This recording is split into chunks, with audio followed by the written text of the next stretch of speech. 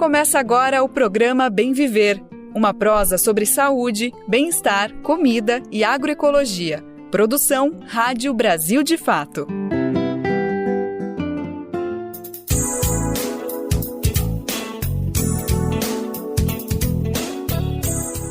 Opa, vem feriadão, passa feriadão e o nosso Bem Viver segue firme, marcando sempre sua presença. E aí, tudo bem contigo?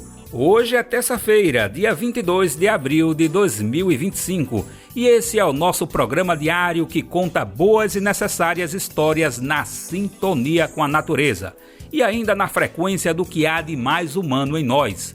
Eu sou o Daniel Lamir e junto com toda a equipe do Brasil de Fato tenho o prazer e a alegria de estar aqui contigo. E já de início, vamos destacar o que é manchete nesta terça-feira. Sucateamento histórico de escolas estaduais gaúchas impede adaptação aos extremos climáticos.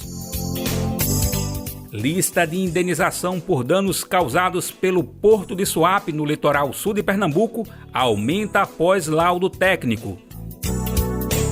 Faz um Pix aí?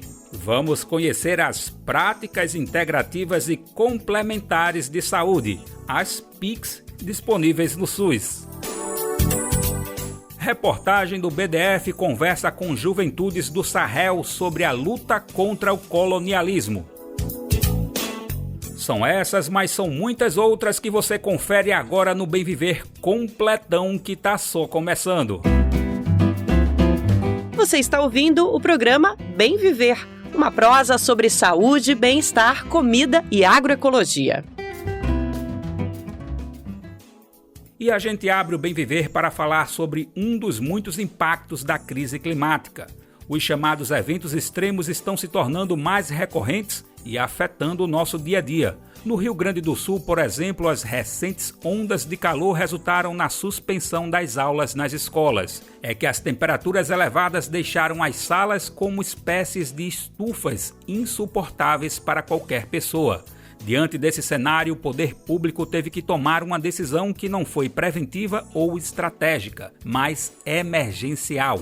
A suspensão das aulas nas escolas gaúchas revelam a necessidade de avanços contra a crise climática, mas ao mesmo tempo escancaram também o sucateamento das escolas públicas. Esse cenário de diversas cidades brasileiras ganha contornos ainda mais graves em meio às mudanças climáticas. E nossa reportagem identificou que no Rio Grande do Sul centenas de escolas apresentam problemas estruturais.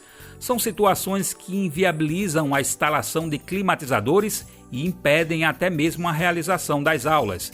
E as respostas do governo à crise deixam a comunidade escolar insatisfeita. Saiba mais na reportagem de Marcelo Ferreira. Com ondas de calor cada vez mais intensas no Brasil, a saúde dos estudantes e trabalhadores da educação pode estar em risco.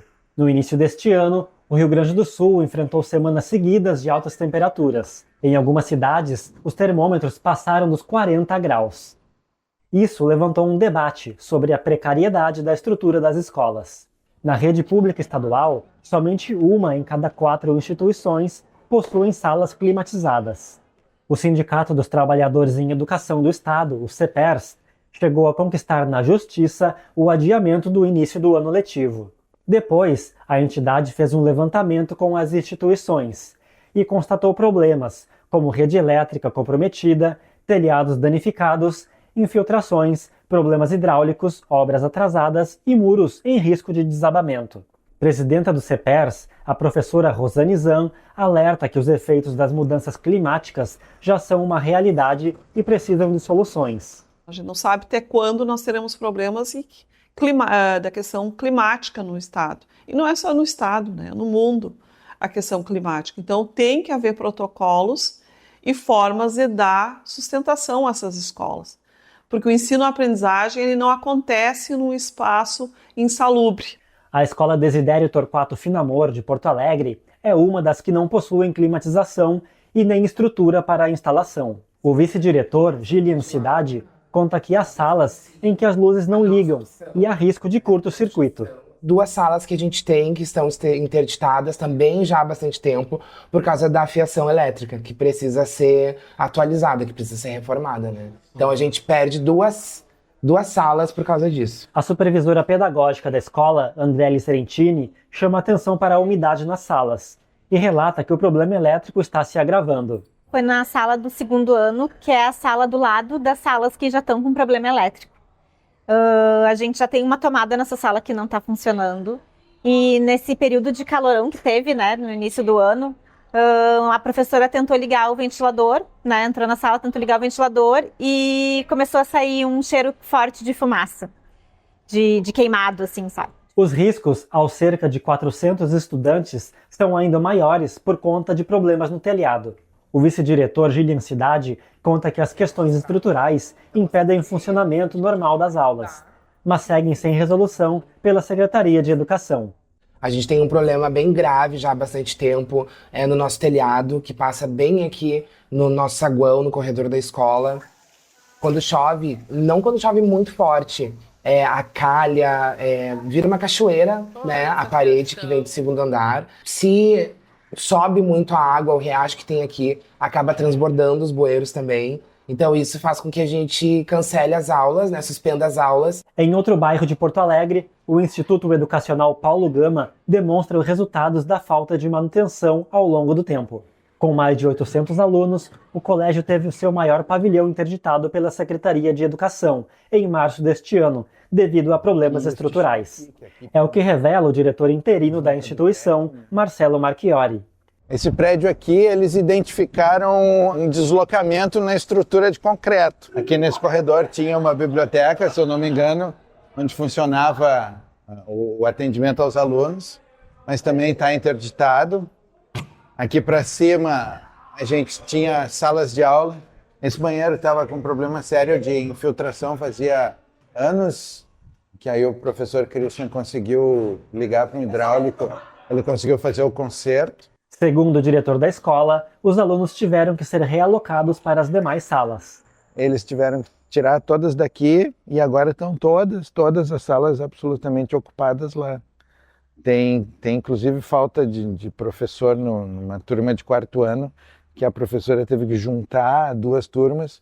Já existe o pedido, já existe a vaga aberta na coordenadoria, mas não tem o candidato para entrar naquela vaga. E a professora está sobrecarregada também naquela turma ali. Em meio a este cenário, o CEPER Sindicato critica o projeto de parcerias público-privada que o governo de Eduardo Leite quer implantar em 99 das 2.300 escolas.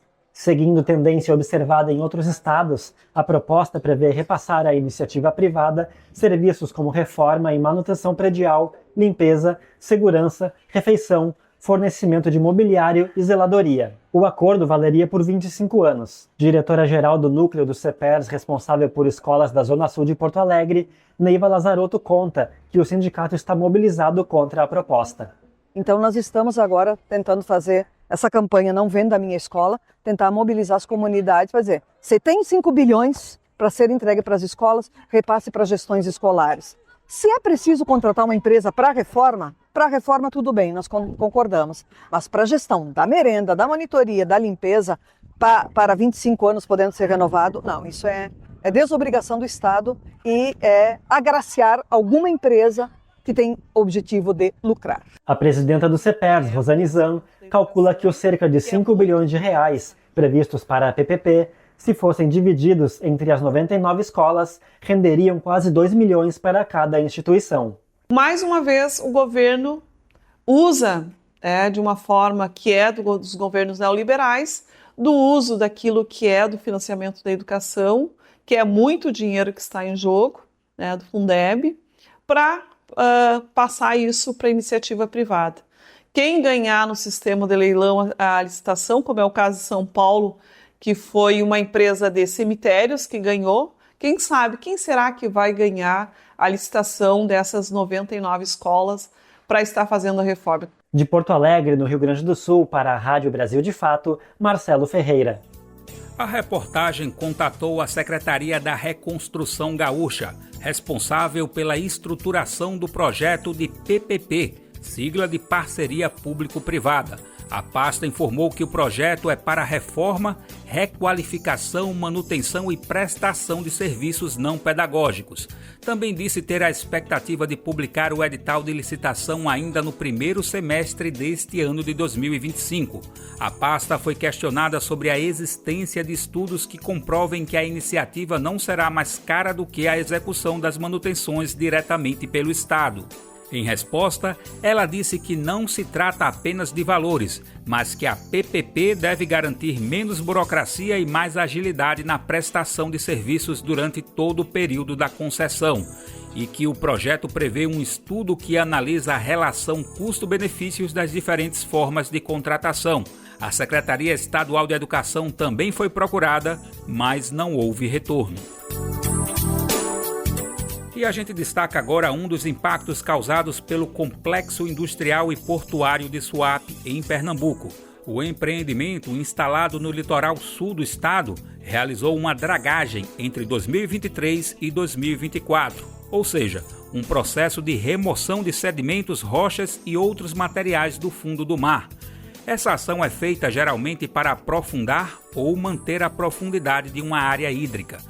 O procedimento foi feito, mas causou danos ambientais e prejudicou a pesca artesanal na região. Esses impactos foram relatados em um laudo técnico do Ministério Público Federal. Assim, o Porto de Suape teve de realizar um acordo de compensação com pescadores e pescadoras. E essa questão já estava prevista como pré-condição para a Agência Estadual de Meio Ambiente autorizar a dragagem. Só que existia um detalhe. Suape considerou a compensação apenas à população das colônias de pescadores e pescadoras de um município, no caso, o Cabo de Santo Agostinho. Ela desconsiderou trabalhadores e trabalhadoras de regiões vizinhas que pescam na região. Mas, de acordo com o laudo técnico, a pressão de associações de pescadores e do Fórum Suape resultou em um novo acordo. Agora, outras 89 famílias foram incluídas na lista de benefícios, com um salário mínimo e uma cesta básica por mês. Os pagamentos, que totalizam cerca de 1,9 milhão de reais, foram acordados sob mediação do Ministério Público Federal. Apesar dos prejuízos registrados, Suape obteve lucro líquido de mais de 33 milhões de reais no último ano fiscal, isso segundo seu próprio balanço patrimonial. Você está ouvindo o programa Bem Viver, uma prosa sobre saúde, bem-estar, comida e agroecologia. Bom, agora vamos falar de um assunto que nos anima demais. Não cansamos nunca de dizer que é um prazer ter você aqui com a gente acompanhando o nosso Bem Viver. Essa sintonia nos enche de alegria e queremos te conectar ainda mais com o que realmente importa. E aí, já pensou em receber as principais notícias do Brasil de Fato direto no seu e-mail? Para isso, basta se cadastrar no nosso site e escolher os temas que mais te interessam.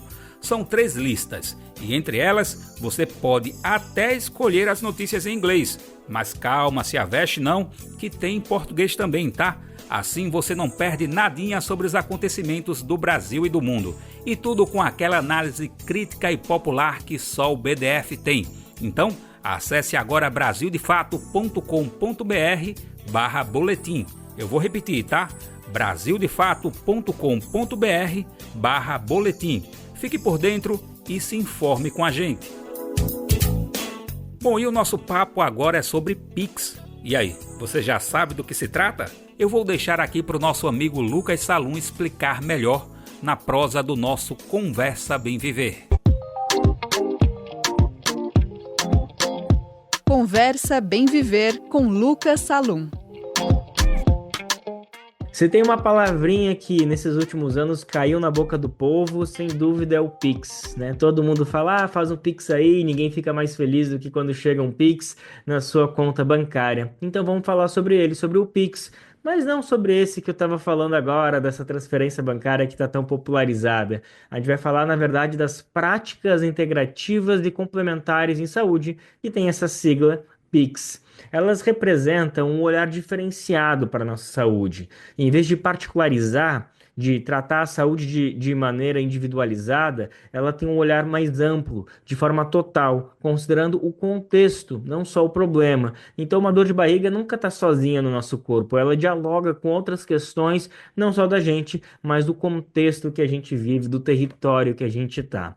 E não pensa que essas PICs estão aí só nos livros didáticos e funcionam dessa maneira, digamos, na teoria. Ela sim está na prática. Inclusive, tem um projeto aí que leva um nome que eu acho bonito demais, que se chama Projeto Bem Viver, que atua justamente no Paraná, com mais de 50 pessoas, a partir de uma parceria que envolve o Instituto Latino-Americano de Agroecologia Contestado, e além, é claro, do setor de saúde e do movimento dos trabalhadores rurais sem terra.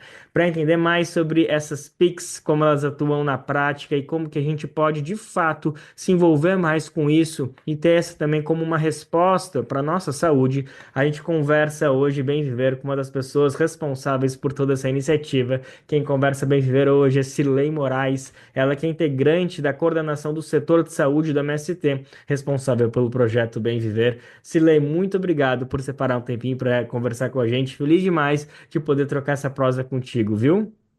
Eu que te agradeço essa oportunidade da gente estar junto aí falando, né, conversando e dialogando, né, na verdade, sobre esse projeto que é um trabalho, né, desenvolvido dentro do setor de saúde do MST, né, que ao longo do tempo a gente vem estudando, vem trazendo para dentro da nossa organização, que para nós é um resgate, né? É um resgate da história, é um resgate de conhecimentos populares, milenários aí, né? Na saúde, no campo principalmente, né? Maravilha. Silei, essa tua introdução, essa tua saudação já acabou falando bastante do que eu queria te ouvir nessa primeira pergunta, mas vou pedir para tu destrinchar um pouquinho mais para falar da origem, da onde que surgiu as PICs, as práticas integrativas e complementares em saúde. Conta um pouquinho mais o que que é e como foi a formação desse conceito. Durante todo o período da nossa militância dentro da organização, você sabe que a nossa organização não é de agora, né? Então, ela já é bem crescidinha, né? 40 anos É, que esteja. são 40 anos, já 41 aí, e ela nunca deixou de existir desde o seu início. A partir do momento que se juntamos, juntamos também os nossos conhecimentos e a dificuldade, a própria dificuldade de viver dentro dessa luta, ela vai fazendo com que nós mantenha, trazendo vivo a nossas experiências para o próprio cuidado nosso enquanto pessoas, né? Então, as práticas integrativas, que no início a gente nem se dava esse nome, né? Depois a gente vai estudando e vai buscando esse conhecimento, e daí vai se dando os nomes, né?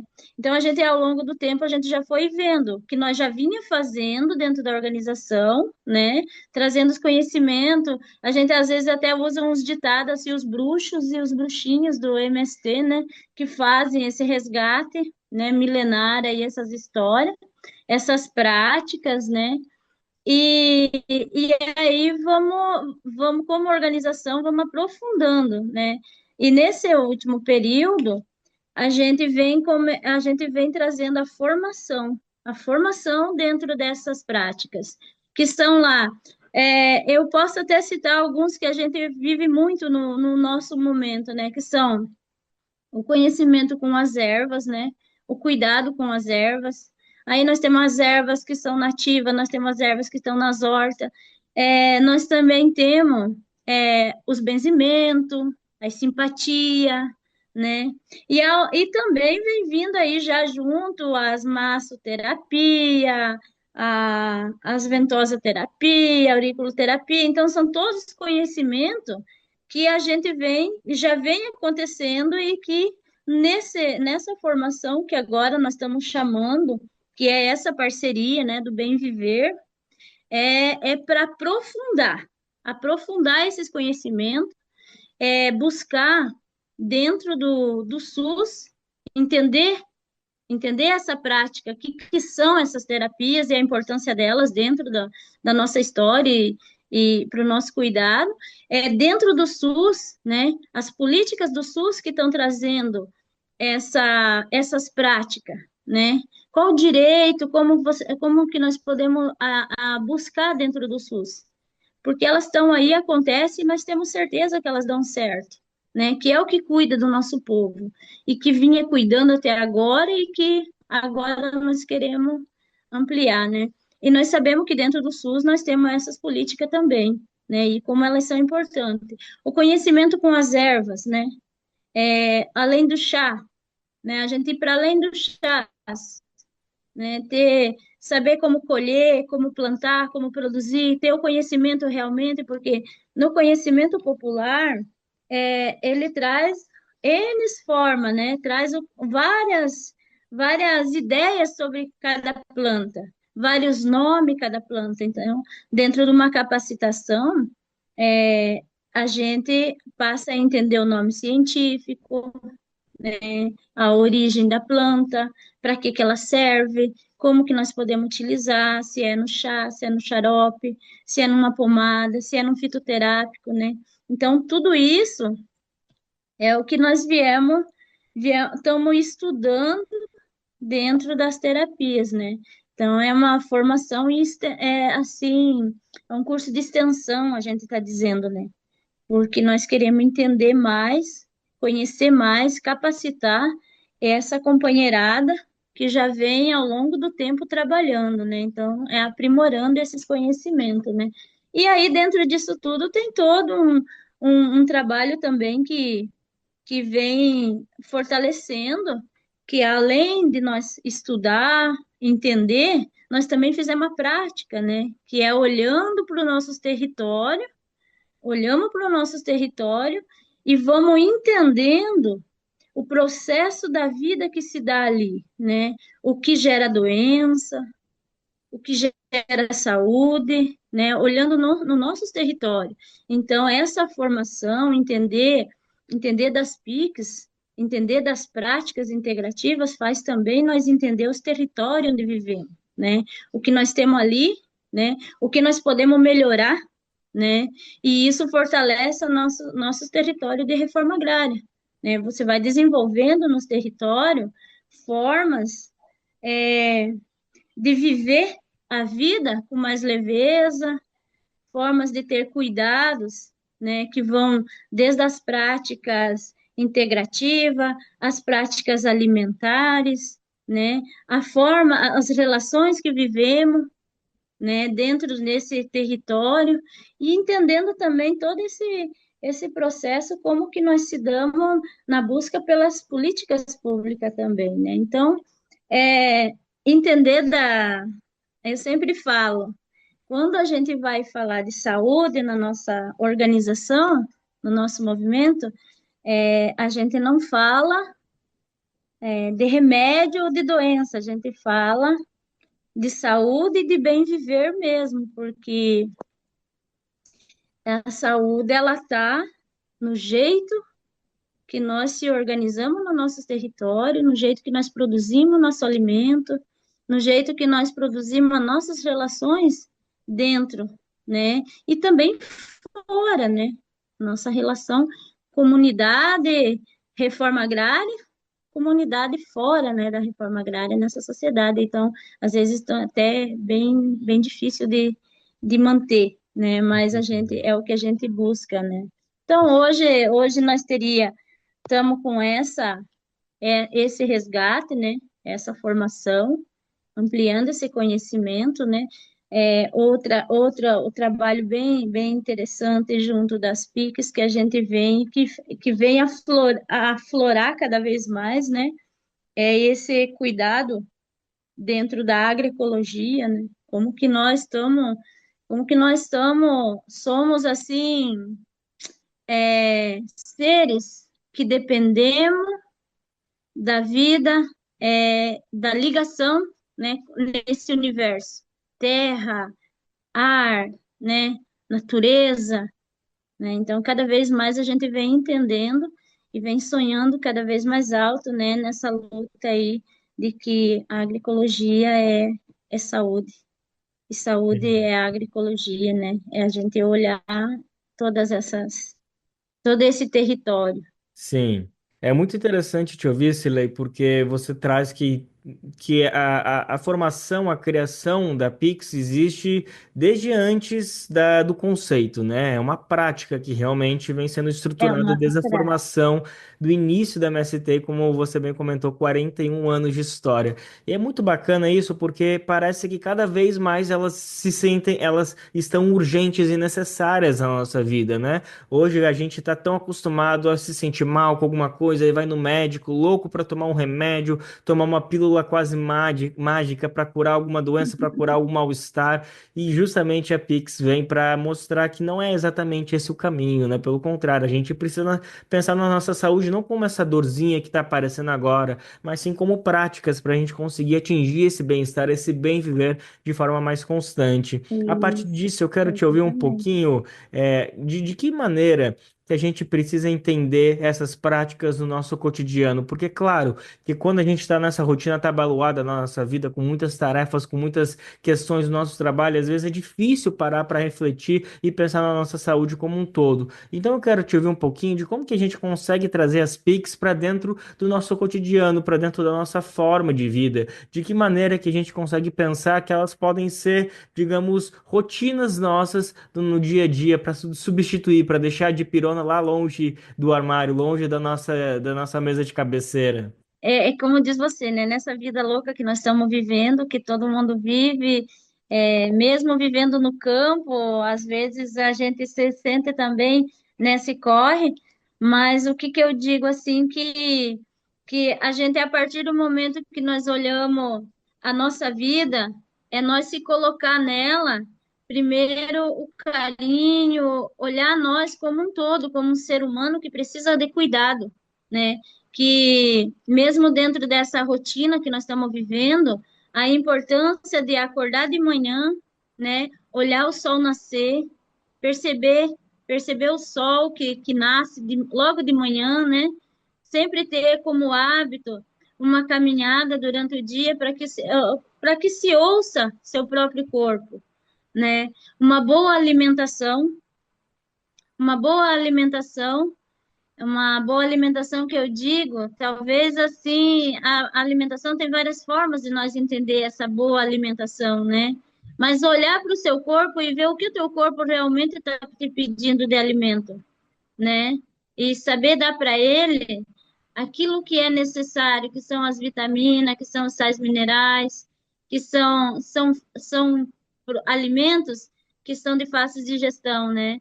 Para você não correr tanto entrar em desespero e achar que tem que comer muito ou comer pouco, né? Se alimentar bem, ter pelo menos 3 alimentações no dia, 3 refeições no dia, manter uma água sempre perto, tomar muita água, tomar a água necessária para você cuidar do teu corpo, né?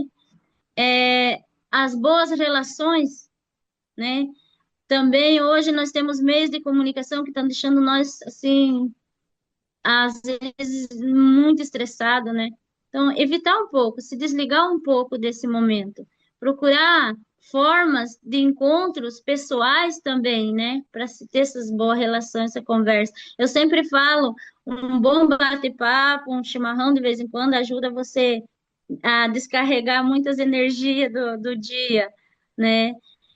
Se mantém em organização. Nós, o nosso movimento, nós sempre falamos, vamos procurar se manter organizado. Participar da nossa própria luta já é um ato de saúde, já é um ato, já é uma pix, já é um jeito de nós desenvolver saúde. Ou então, são formas que podem ajudar. Às vezes, nem sempre você tomar remédio resolve teu problema.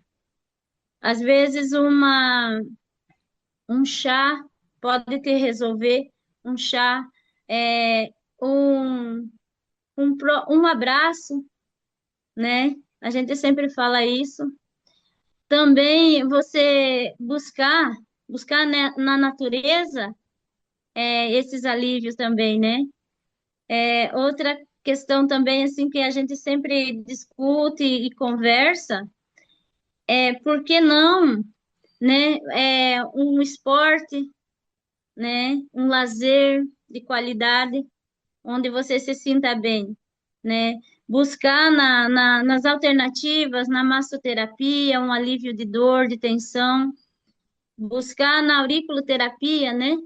A, que é a reflexologia que a gente fala, um contato com alguém, um toque de carinho, um cuidado, né? Então, são formas que nós utilizamos muito e falamos e conversamos muito e aprendemos muito. É uma boa leitura, né? Estamos deixando de fazer as leituras. Hoje nós gostamos muito de ouvir, assistir, né? Pedir que alguém mande um áudio para a gente logo explicando. Esquecemos que um bom livro traz uma boa memória e nos ajuda bastante. Então, são práticas essas assim que não existe uma prática que diga vai te curar tudo, né? Vai, não, a prática integrativa é a salvação. Nós não dispensamos o cuidado, a alopatia, a medicina, a ciência. Nós não dispensamos isso, em hipótese alguma. Elas são fundamental na nossa vida também. As vacinas, nós trabalhamos muito dentro do nosso cuidado, nas nossas áreas de reforma agrária, as vacinas, né? Nós temos aí como exemplo a pandemia, o que salvou nós foi as vacinas, né? Durante a pandemia foi um período que nós no movimento se descobrimos muito a parte do cuidado popular. Foi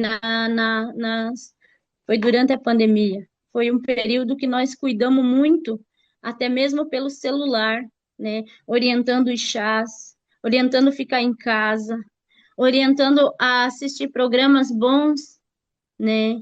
A se cuidar. E assim que saiu a vacina, foi o grande trabalho nosso, fazer com que todas as famílias, todas as pessoas procurassem a unidade de saúde e tomassem a vacina.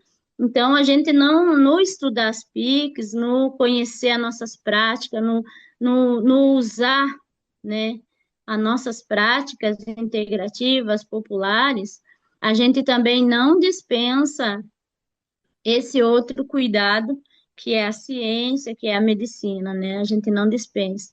Mas a gente sempre diz, e tem prova disso, que no nossos espaços, muitas vezes foram práticas integrativas, foram essas que salvaram. Sim, não é negar nada, é saber que as Exatamente. coisas, é saber valorizar todos os conhecimentos produzidos pela humanidade e não achar que a resposta vai estar simplesmente nessa pílula mágica, nessa dipirona mágica. A gente tem que entender Não. que às vezes a gente precisa de um cuidado que vai mais do que simplesmente essa solução mágica que tanto tenta nos vender em consultas de 5 a 10 minutos quando a gente vai, dependendo do médico. Silei, uma coisa muito importante para a gente reforçar aqui, que a senhora já falou, mas eu faço questão de reforçar, que as PICs, elas fazem parte, assim, da política nacional do nosso sistema de saúde, o SUS, e inclusive são consideradas, reconhecidas pela OMS, a Organização Mundial da Saúde, como medicinas tradicionais, complementares, integrativas, enfim, a gente não está inventando nada, a gente está falando de coisas que são devidamente Não. reconhecidas pela própria ciência.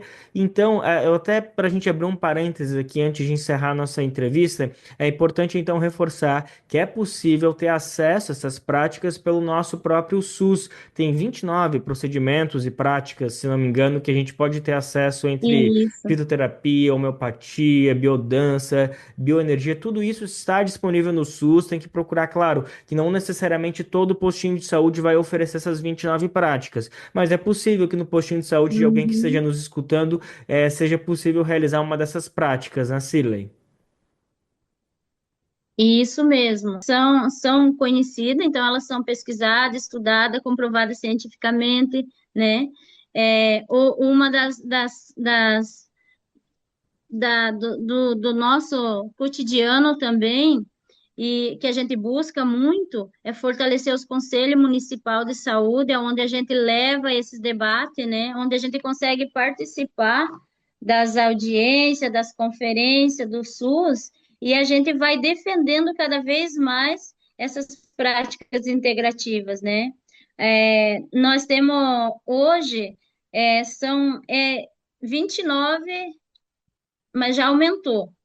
que são práticas integrativas e que estão sendo estudadas. Tem uma prática integrativa muito boa, que é o TCI. Nós ainda não estamos assim com tudo, com essa prática bem aprofundada dentro da nossa organização, mas nós estamos buscando parceria já para aprender, para entender, né, que é o TCI, que são rodas de conversa, né, que são maravilhosas para ajudar nós nos entender nessa sociedade tão dura, tão desumanizada, que está cada vez mais difícil, né, as relações humanas. Então, são práticas que vem trazendo esse debate, que traz esse diálogo, que vai te valorizando de novo como um ser humano especial, uma pessoa que é um ser vivo e que vive e que precisa saber que é importante nesse mundo, nesse universo, né? Então, são as práticas integrativas dentro do SUS, elas passam a ter cada vez mais conhecimento e cada vez tá aparecendo mais práticas comprovadas e estão aparecendo, né? E uma das formas de nós lutar por essas práticas é participando dos conselhos nos municípios, né? Aonde a gente ajuda a levantar, ajuda a entender e aprovando, buscando essas práticas, fortalecendo elas, né? Para que elas venham acontecendo daí lá nos municípios onde nós vivemos, né? Então, também é uma, é uma luta constante, né? Entender, por isso que nós, quanto setor de saúde no movimento, nós estudamos muito e buscamos muito entender o SUS, né? Entender as políticas públicas, né? E entender das práticas integrativas, nós temos que entender também que é uma política do SUS, né? E que estão aí, que a gente pode tá buscando. E nesse processo todo aí, nós estamos aí com um grupo hoje tem mais que 45 pessoas, né? Numa formação são 45, mas vai para além, porque além dessa formação que nós estamos hoje também dentro do movimento, dentro da nossa organização, também numa parceria aí com a Fiocruz, né? Que é o programa de formação de agente popular, né? Que a gente está chamando de Agipop, que também estuda essas práticas integrativas aí, formas de nós entender e construir a saúde nos nossos espaços. Maravilha. Essa foi Cirlei Moraes, ela que é integrante da coordenação do setor de saúde do MST, o Movimento dos Trabalhadores e Trabalhadoras Rurais Sem Terra, e ela estava nos explicando sobre as PICs, as práticas integrativas e complementares em saúde, que estão aí acontecendo na prática, tanto no nosso SUS, no nosso Sistema Único de Saúde, mas especialmente dentro dos assentamentos do MST Brasil afora, mostrando formas importantes, alternativas e, como o próprio nome diz, complementares de cuidar da nossa saúde, não apostando em soluções mágicas, achando que uma medicação, uma dipirona vai salvar a nossa vida. Não é por aí. A gente precisa realmente pensar no nosso corpo como um todo, na nossa rotina, para conseguir ter esse bem viver aí tão disputado e tão almejado por todo mundo que acredita no esperançar. Cirlei, muito obrigado mais uma vez pela disponibilidade para falar com a gente. Um prazer enorme poder dividir um pouquinho do bem viver com mais um projeto Bem Viver. Sim, mas eu também te agradeço muito essa oportunidade, foi muito bom. E sempre que precisar, a gente está aí, está à disposição. Não sabemos tudo ainda, como eu te falei. Eu sou, eu sou uma das agentes também. Me sinto uma agente educadora em saúde também. Me sinto uma agente que está numa área de reforma agrária me sinto nessa tarefa do cuidado, do bem viver entre as famílias que vivem aqui e as famílias nesse nosso movimento como um todo aí. Então, eu sou mais uma trabalhadora, uma camponesa aí que trabalha com agroecologia, produção orgânica, e adoro isso, adoro as ervas medicinais, sou estudante dessas ervas medicinais aí o tempo todo, porque eu tenho elas como uma grande companheira no cuidado da saúde nossa, aqui no campo.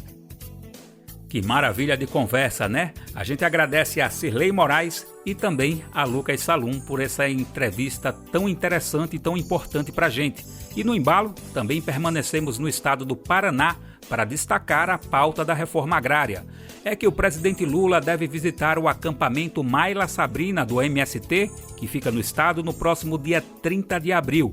Na ocasião, ele deve anunciar a criação de um novo assentamento rural.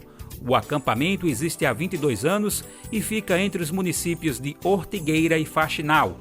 Cerca de 1.600 pessoas vivem no local. Elas produzem grãos, hortaliças, frutas e criam animais e ainda mantêm cultivos orgânicos. O ministro do Desenvolvimento Agrário, Paulo Teixeira, acompanhará a comitiva. Outros nomes do governo também são esperados. Esse poderá ser o segundo gesto concreto de Lula pela reforma agrária nesta gestão. O primeiro foi em fevereiro, no interior de Minas Gerais. Na ocasião, Lula assinou um decreto de desapropriação do quilombo Campo Grande ligado ao MST. Também foram anunciados 138 assentamentos em 24 estados e mais de 75 mil hectares de terra para a reforma agrária. O acampamento Maila Sabrina ocupa uma área degradada que no passado servia à criação de búfalos. Vamos seguir acompanhando o assunto aqui no Bem Viver. E agora chega o momento do recadinho do coração aqui no Bem Viver. É que a gente compartilha aquele bilhete sonoro de toda a equipe do Brasil de Fato. Não esquece da gente não, tá? É que precisamos da sua colaboração para continuar produzindo conteúdos de qualidade com todo o rigor jornalístico que você já conhece e confia. Nosso trabalho é e sempre será trazer a visão popular dos fatos, tanto no Brasil quanto no mundo. E você pode nos ajudar através do nosso Apoia-se, a plataforma que ajuda nessa contribuição. E esse seu apoio pode ser no valor que você puder, que estiver ao alcance. Assim você se junta a quem luta contra a desinformação e constrói um futuro melhor para todos e todas. E aí, bora nessa? É fácil. Acesse apoia.se/Brasil de Fato. O link também está na descrição deste episódio nas plataformas de podcast. Estamos contando com você. O assunto agora é a luta de nações africanas contra o colonialismo e exploração por parte de países europeus. Recentemente, países da região africana do Sahel passaram por levantes que buscam romper com essa interferência. O Sahel é uma área de transição no continente que vai do deserto do Saara, ao norte, à savana africana ao sul. Essa área corta vários países que buscam a criação de novos caminhos de desenvolvimento. E o Brasil, de fato, acompanha de perto os acontecimentos no Sahel. Agora mesmo, vamos destacar a atuação das juventudes nessa região. Elas têm sido peça fundamental para o sucesso dos levantes panafricanistas em curso hoje em dia. Ao Brasil, de fato, jovens sahelianos expressam a sua perspectiva com a luta contra o imperialismo. Também demonstram apoio às novas autoridades militares que governam os países que formam a Aliança do Estado do Sahel. No caso, Mali, Burkina Faso e Níger. Acompanhe agora na reportagem de Pedro Estropaçolas. Hoje, cerca de 65% da população do continente africano tem menos de 30 anos, de acordo com a União Africana. Na região do Sahel, é essa juventude que vem dando suporte aos levantes que colocaram militares no poder entre 2020 e 2023. O apoio tem uma justificativa. Os novos governos expressam o sentimento anti-francês, que já era forte entre os jovens mesmo antes dos militares tomarem o poder no Mali, em Burkina Faso e no Níger. Com 20 anos, o nigerino Bilal Salih Suzane é estudante do primeiro ano de jornalismo. Ao se referir ao passado colonial de roubos e massacres, Bilal expressa um forte ódio pela França e acredita que a juventude tomou consciência de que o Níger lhes pertence. Quando falo de França, sinto uma raiva dentro de mim. Eu odeio a França, mas eu falo francês, você entende? Os franceses roubaram e nos massacraram durante 400 anos. Os nossos antepassados foram mortos, tiraram-nos tudo, mas a África está aqui. O Níger também está aqui. Temos homens valentes e fortes que estão aqui.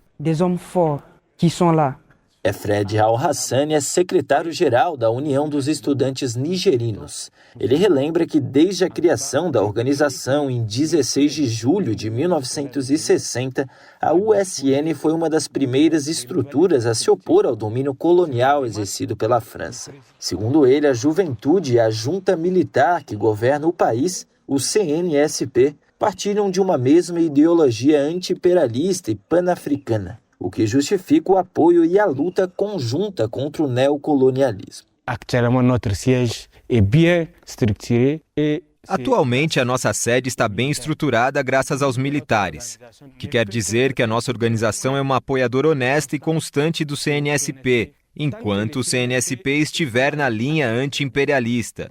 Porque o que nos liga ao CNSP, o que liga o povo ao CNSP, é a luta anti-imperialista. Se essa luta anti-imperialista se transformar em outra coisa, a União dos Estudantes também se reservará o direito de se manifestar contra qualquer iniciativa que vise desvirtuar o sentido da luta pan-africana pela libertação do nosso povo. Anti-imperialista pan-africain pour la libération de notre peuple. Em Burkina Faso, Inem Richardson é presidenta do Centro Tomás Sankara para a Libertação e a Unidade da África. A jovem observa uma evolução na perspectiva panafricanista na região, a partir da criação da Aliança dos Estados do Sahel. Costumávamos falar do Mali, do Burkina Faso e do Níger como 3 nações separadas. Mas agora, quando se fala com as pessoas, elas são muito claras quanto ao fato de serem uma só. Na verdade, quando se pergunta a algumas pessoas se elas são de Burkina Faso, algumas dizem que não, que são da AES. Assim, podemos ver que até as concepções de nação e de Estado estão mudando. No Mali, a adesão popular aos golpes de Estado nos 3 países que formam a Aliança dos Estados do Sahel foi impulsionada pelo trabalho de jovens militantes e organizações progressistas que conscientizaram a população sobre os malefícios do imperialismo francês. Ibrahim Makeb é uma das lideranças da associação política Fasokano, um movimento socialista do Mali que ele descreve como uma continuação das lutas históricas pela independência e contra o domínio colonial francês em seu país. Parce que, tout simplement, des militants des organisations progressistes. Há muito tempo que os militantes das organizações progressistas trabalham para emancipar os povos, para os fazer compreender que a política da França na África, que a política imperialista e o capitalismo já cometeram muitos danos, já gozaram o suficiente com o futuro dos nossos cidadãos. E essa política de consciencialização e de rearmamento político, cultural e ideológico dos nossos cidadãos contribuiu de forma decisiva para condenar a França e orquestrar este vasto movimento popular de apoio a essas diferentes derrubadas de poder. Ce vaste mouvement populaire pour soutenir ces différents renversements de pouvoir. Nidou Isola Salami, membro da União da Juventude Comunista do Benin, expressa uma grande preocupação com a situação atual de seu país. Ele coloca no governo a responsabilidade pelo desemprego e a desesperança entre os jovens beninenses. Segundo Salami, desde 2016, o presidente Patrice Talon, aliado ao governo francês, vem implementando atos ditatoriais, destruindo direitos como o de greve e a liberdade de expressão. O atual governo também levou muitas pessoas à prisão sob acusações infundadas, como foi o caso da detenção de 2 membros do Conselho da Juventude Patriótica em janeiro. Eles faziam um ato pacífico no centro de Cotonou contra a presença militar francesa no país. Na opinião de Salami, é por causa de governantes como Talon que grande parte da juventude da África do Oeste embarca em uma migração massiva e perigosa para a Europa e para o resto do mundo. Aujourd'hui, les gens ne peuvent plus parler. Même la presse a peur de prendre des gens. Hoje não podemos mais falar, até a imprensa tem medo de entrevistar as pessoas quando é preciso, se dizem que não concordam com o governo, e muitas pessoas são enviadas para a prisão. Criam denúncias que não têm fundamento e paramos na prisão. Então, a situação atual no Benin nos faz voltar a anos atrás. Eu acho que com a juventude de hoje está mais desperta, porque a consciência anti-imperialista hoje, seja no Benin ou na África como um todo, essa consciência é elevada. As pessoas agora sabem que o problema do Benin não é só o governo que temos, mas sim o imperialismo. Le gouvernement que nous avons mais plutôt leur maître impérialiste. De São Paulo para a Rádio Brasil de Fato, Pedro Estropaçolas. É importante destacar que a França ocupou grande parte da África Ocidental no final do século XIX. A colonização foi militarizada e exploratória. Era voltado à extração de recursos como algodão, ouro e metais, além do controle de rotas comerciais. Além disso, impôs o idioma francês e criou sistemas de impostos e administração colonial. E isso, obviamente, desestruturou os sistemas locais de poder e produção entre as nações africanas exploradas. E a gente repercute agora uma denúncia de artistas indígenas. Ela aponta a venda de obras de arte sem consentimento em plataformas online. Essa prática é chamada pelo grupo de pirataria moderna ou garimpo das artes. A multiartista Tamikuan Thierry explica que essa violência vai além de ignorar a autoria indígena. Ela aponta que expressões culturais carregadas de história, memória e espiritualidade viram lucro corporativo. A multiartista indígena foi entrevistada por Kaique Santos no programa Conexão BDF. Estamos nessa luta, né? São já mais de 525 anos que os povos indígenas lutam pela vida. Seguimos lutando aí pelos nossos direitos e, né, em pleno século XXI a gente vê, né, os conhecimentos, né, a sabedoria dos povos indígenas sendo apagada, sendo apropriada, né, é o que a gente chama, né, a pirataria da arte moderna e que continua beneficiando empresas, né, que não têm o menor escrúpulo em apagar os nomes das obras e vendê-las na internet, né. Dói essa recolonização, esse plágio, esse roubo, né, esse roubo, esse garimpo, né, que a gente fala, o garimpo das artes, né, que rouba as obras de arte como os corpos, que é símbolo, né, que nesses 500 anos viemos como povos lutando, criando e recriando as nossas artes, com as nossas escritas, com as nossas dores, com as nossas lutas. Tamikuan é fundadora de um espaço cultural voltado à memória viva e à recuperação da Mata Atlântica. Ela relata que empresas e vendedores têm apagado os nomes de autoria indígena e comercializado as peças sem sofrer qualquer consequência. Essa pirataria moderna que segue, né, sem menor escrúpulo, apagando os nomes, vendendo em plataforma, né, usando aí, né, esse conhecimento dos povos indígenas e nesse apagamento, né, todo um comércio que não reconhece a autoria, né, então é um detrimento do trabalho criativo, simbólico dos povos e dos artistas indígenas, né. É com muita luta dos povos indígenas há mais de 500 anos que continuamos a criar e recriar a vida nesse território. Dói ver essa recolonização, esse plágio, né, que segue em grandes plataformas, né, que impunemente segue aí com esse plágio, né, usando as obras que para nós cada criação, cada arte é como nossas filhas e filhos, né? Mesmo diante das violações, Thierry afirma que os povos indígenas seguem organizados, dentro e fora das redes, para reivindicar seus direitos e proteger sua arte. Então seguimos, né, lutando, seguimos nas redes denunciando também, né, essa pirataria, mas ele segue impunemente ainda, né? Então, nós como os povos indígenas, como artistas indígenas, estamos nos posicionando, estamos buscando também ao nosso direito para assegurar o direito das nossas obras, do nosso trabalho, da nossa criatividade, né? Que seguimos criando e recriando, né? O movimento de denúncia ganhou força após publicações da artista e conselheira nacional de cultura Dayara Tucano. Ela divulgou recentemente em suas redes sociais uma série de prints mostrando obras de sua autoria sendo vendidas online sem autorização. Você adora ler, ama livros e gostaria de entender melhor o nosso país? Imagine receber todo mês um kit com um livro e um dossiê que te ajuda a entender a nossa sociedade hoje, por um preço baixinho e com frete grátis para todo o Brasil. Este é o Clube do Livro da Expressão Popular. Para saber mais, acesse o site expressãopopular.com.br e escolha seu plano. Assine agora! Expressão Popular. 20 anos na Batalha das Ideias.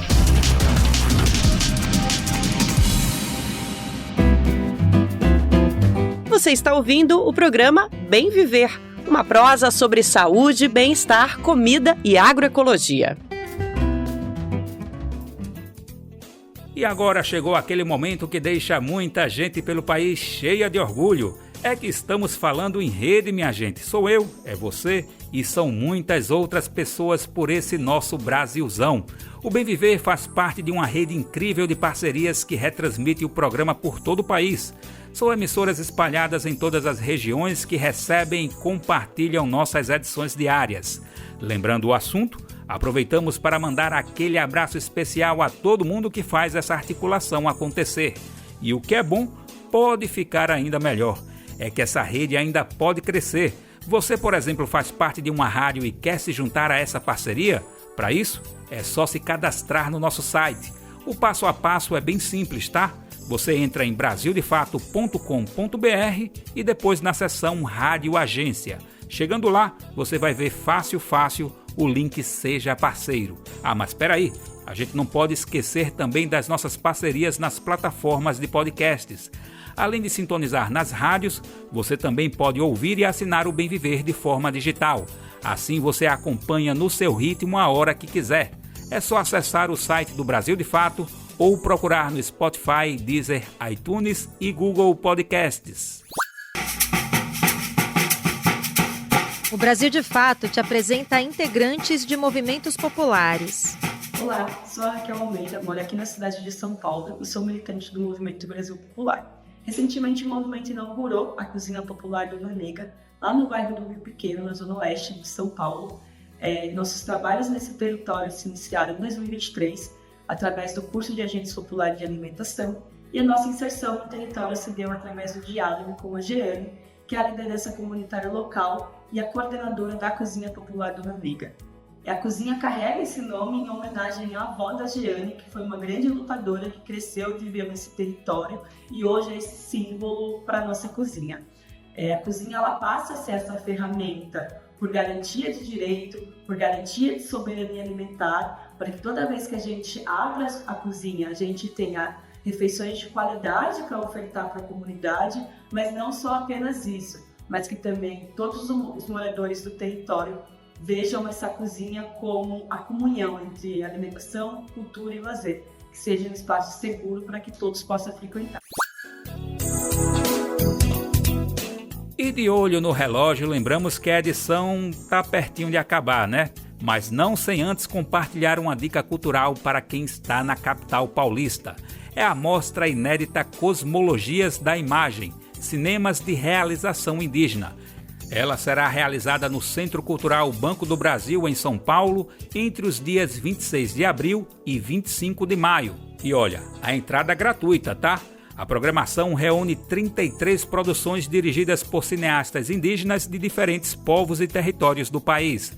A mostra destaca filmes que rompem com as narrativas coloniais e reafirmam a importância da autorrepresentação indígena no audiovisual.